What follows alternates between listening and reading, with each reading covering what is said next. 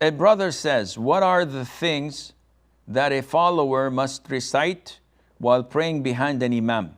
I'm confused, as some people say we must not recite anything behind the imam, not even the takbirs. Is this true? Well, instead of giving you a fish every day, it's best that I teach you how to fish yourself so that you don't need me anymore. And this is what every da'i and scholar does. In their lectures, it's very easy to say yes and no and move on. But rather they insist on teaching you to learn where they learned from. So instead of coming back to me and asking me the same question over and over, I'll teach you how to fish. First of all, those who say a follower must not say anything behind the imam, not even the takbir. This is ridiculous. Nowhere in the Quran or in the Sunnah that it restricts you from saying anything. Rather the opposite. In the Sunnah, it teaches us how to pray behind an imam. And the Prophet said, alayhi salatu wassalam, إِنَّمَا جُعِلَ الْإِمَامُ لِيُؤْتَمَّ بِهِ. Verily that the imam was made so that people would follow him. فَإِذَا كَبَّرَ فَكَبِّرُوا. So if he says Allahu Akbar, say Allahu Akbar. So, brother, whoever told you that not to say the takbir is definitely a big time ignorant. He doesn't know the Sunnah.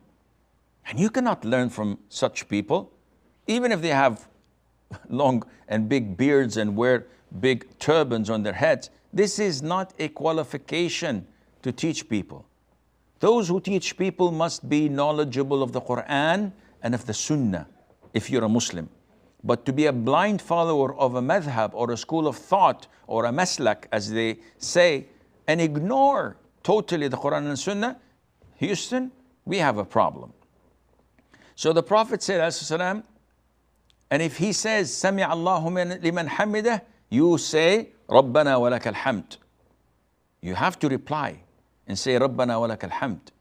And the Prophet also ordered the Muslims to recite the Fatiha only behind the Imam when he prays in loud prayers. And this is why it's an issue of dispute among scholars, whether a follower must recite the Fatiha or must remain silent.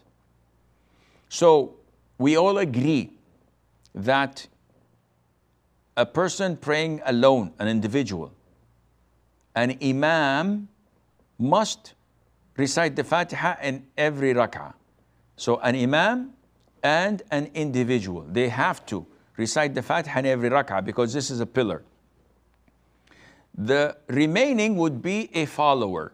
So you're either an imam or an individual praying alone or a follower of an imam. As for the followers of imam, the scholars have disputed in regards of Fatiha. Some, and this is led by Abu Hanifa, may Allah have mercy on his soul, and those who follow him, say that it is not permissible to recite the Fatiha in any rak'ah when you're praying behind the imam, whether it's a loud rak'ah or a silent rak'ah. So what should I do? Just stand there and watch the stars and count them? They said, yes, you don't say anything.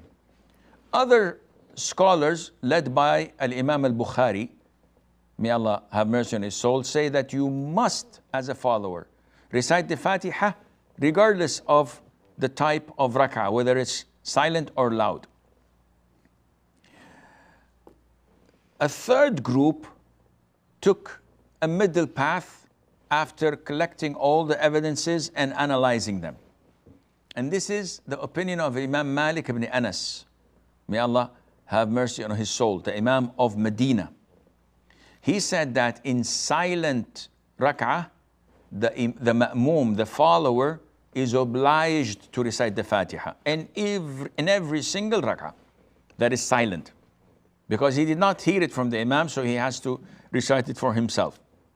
And if there is enough time, he should recite another surah, no problem. But when the rak'ah is loud and the Imam is reciting in a loud voice, jahran, the Fatiha, then his recitation is sufficient for me. I'm not obliged to recite it. So if I skip it, no problem. What about if I want to recite it? Go ahead, recite it. Can I recite another surah afterwards? It is totally prohibited to recite in loud rak'ahs anything else other than the Fatiha for the follower.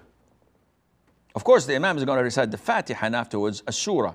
For you, the follower, if you wish, you can recite the Fatiha once he's finished with his own Fatiha. But you may not at all recite anything other than the Fatiha because the Prophet ﷺ prohibited